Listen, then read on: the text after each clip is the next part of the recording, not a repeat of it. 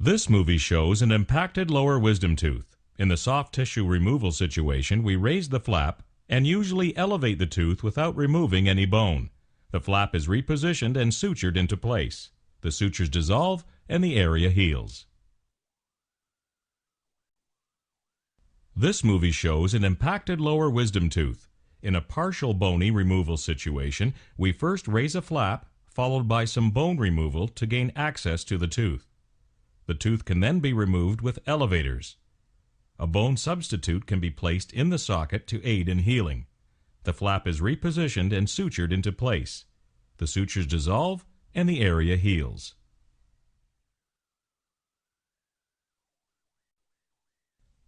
This movie shows an impacted lower wisdom tooth. In a full bony removal situation, we first raise a flap. Since the tooth is completely covered with bone, significant bone is removed to gain access to the tooth.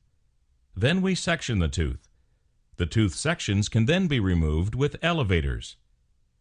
A bone substitute can be placed in the socket to aid in healing. The flap is repositioned and sutured into place. The sutures dissolve and the area heals. This movie shows an impacted wisdom tooth that causes inflammation. Since there is not enough room in the mouth for full eruption, the gum tissue covers part of the tooth and is raised. In addition to inflammation from food impaction in the pocketing, this tissue may be traumatized by the upper tooth.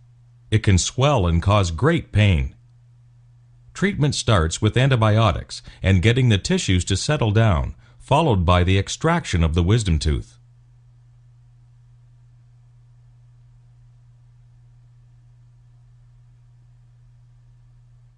Once the tooth is gone, the gums recede back to normal.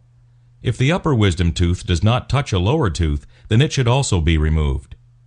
It will over-erupt, causing biting problems.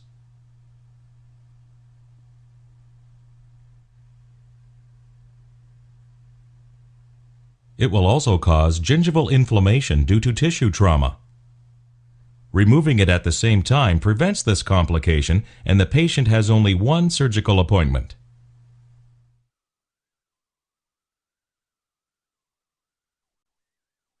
If teeth are crooked, orthodontic treatment such as braces can be used to make them straight again. The last tooth to erupt in the mouth is the wisdom tooth. If there is not enough room for it to erupt, it will put pressure on the teeth and may cause the teeth to become crooked again. Here we see how an impacted wisdom tooth can cause an infection under the soft tissues.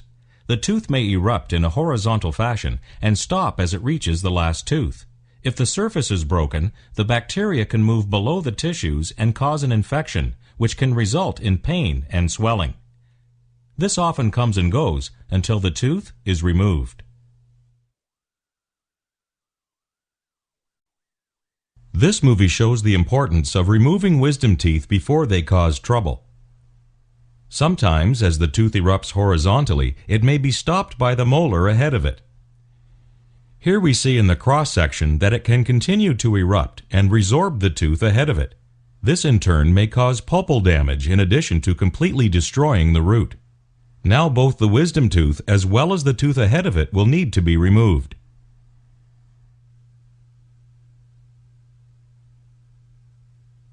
Furthermore, the opposing tooth to the one lost will over-erupt and may need extraction.